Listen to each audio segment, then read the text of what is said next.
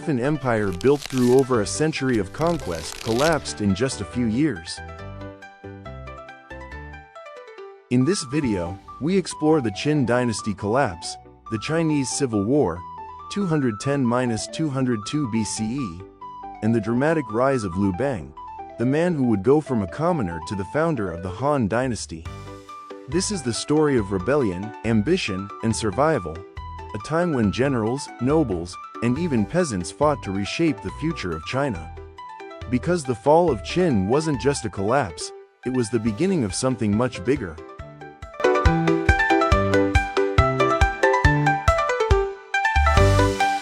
In 221 BCE, China was finally unified after more than a century of warfare.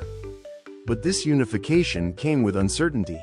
The idea of a unified empire had existed before, but now it had become reality. And reality needed to prove itself.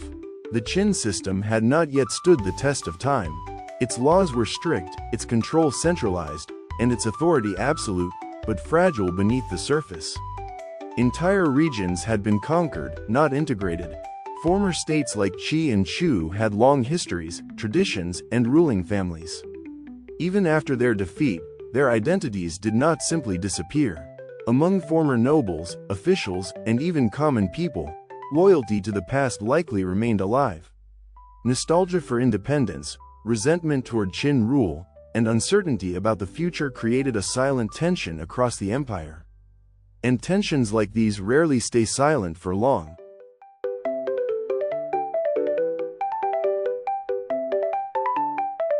When rebellion began, it didn't come from a single source, it came from many. Some leaders rose from the lowest levels of society. Peasants, conscripts, and ordinary men who had been forced into Qin service found themselves pushed to the edge. Faced with harsh punishments and unbearable conditions, many chose rebellion over certain death. At the same time, another kind of leader emerged. Former nobles and experienced generals from the old kingdoms stepped forward. These men understood command, strategy, and the realities of war. They had once held power, and now saw an opportunity to reclaim it.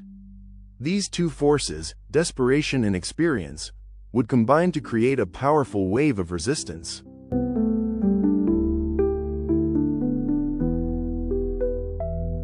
The Qin Empire had replaced the old feudal system with centralized administration.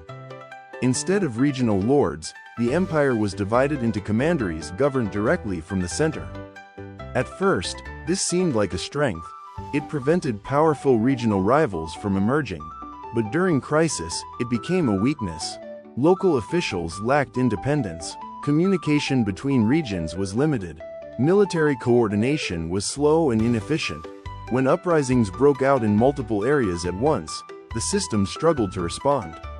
Even small revolts, sometimes beginning with the killing of a single official, could spread rapidly.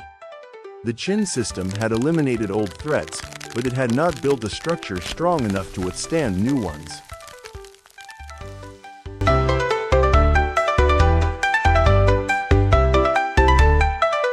Between 210 and 202 BCE, the conflict unfolded in four distinct stages.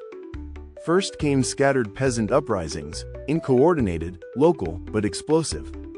Then came the formation of independent kingdoms, each claiming legitimacy as successors to the old states. From this chaos emerged the ambition of Xiang Yu, who attempted to organize these forces into a confederation of nearly 20 states. Finally, the war narrowed into a direct struggle between two men, Xiang Yu and Liu Bang. By 209 BCE, rebellions were erupting across the empire.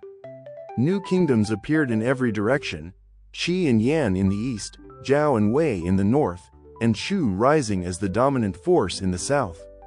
The Qin Empire was no longer in control.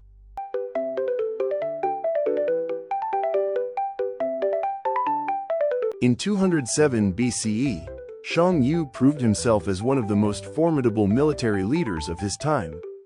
He defeated Qin armies in open battle and forced their generals into surrender. His victories were decisive, his leadership undeniable. At the same time, internal collapse accelerated. The execution of Li Si, the architect of Qin's administrative system, marked a critical turning point. With his death, the political backbone of the empire was effectively broken. Between military defeat and internal betrayal, Qin authority began to crumble rapidly. Don't forget to subscribe, like, comment and share this video.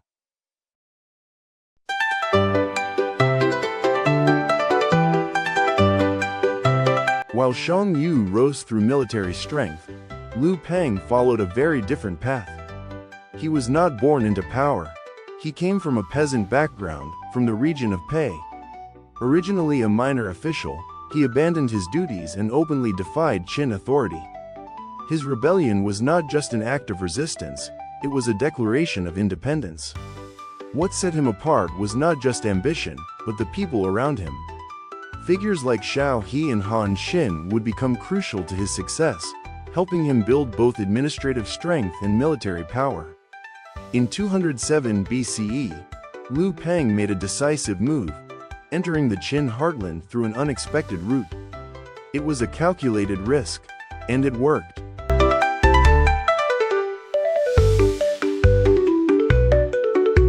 Events within the Qin court made Liu Bang's advance even more effective. Political intrigue, betrayal, and assassination weakened the regime from within. After the fall of its leadership, the final Qin ruler surrendered in 206 BCE. Liu Bang entered Shenyang, the imperial capital, but instead of destruction, he chose restraint.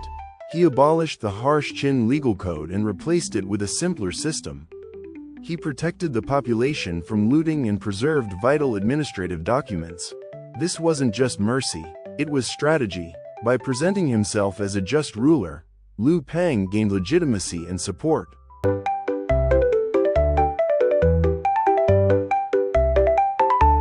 When Xiang Yu arrived, his actions were far more violent. He executed the Qin ruler, destroyed the capital, and allowed his forces to plunder. But his most important decision was political. Instead of maintaining a unified empire, he divided China into 18 kingdoms, forming a loose confederation under his control. He believed that power should be shared, or at least distributed. But this fragmentation would weaken long-term stability.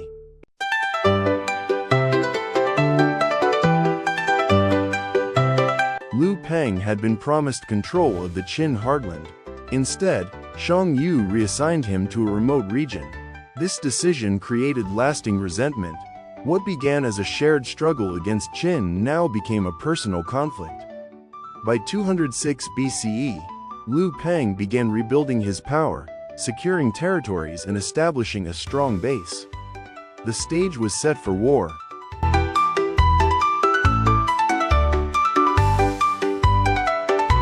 Xiang Yu had stronger armies, but Liu Bang had better positioning. He controlled key regions like Guangdong and gained support across northern China. His forces secured vital supply routes and agricultural centers. Places like Xinjiang and the Ao Granary became essential. Even after defeats, Liu Bang recovered, thanks to logistics, alliances, and leadership. War is not always won on the battlefield.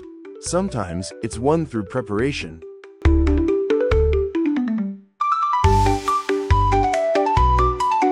In 203 BCE, the two leaders agreed to divide China. Liu Bang would rule the west. Xiang Yu would control the east. For a moment, the war paused, but neither side truly trusted the other.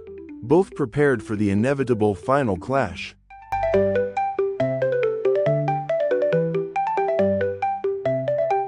The war ended at Gaixia. Liu Bang's forces surrounded Xiang Yu.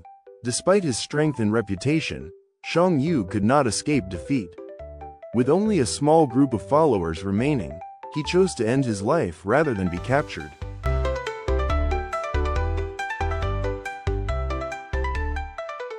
With Xiang Yu gone, Liu Bang stood as the victor. From humble beginnings, he rose to become the founder of the Han Dynasty, a new empire built from the ruins of Qin. What began as scattered rebellions became a defining civil war, and from that chaos emerged a dynasty that would shape China for centuries.